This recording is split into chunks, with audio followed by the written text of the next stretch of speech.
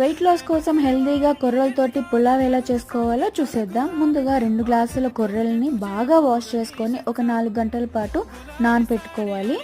ఈ కొర్రల్ని డైలీ తీసుకోవడం వల్ల షుగర్ అనేది కంట్రోల్లోకి వస్తుందండి.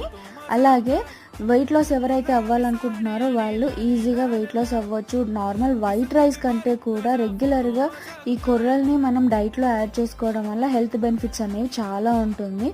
ఈ పులావ్లో మనం ఎన్ని రకాల వెజిటేబుల్స్ కూడా యాడ్ చేసుకోవచ్చు అనమాట.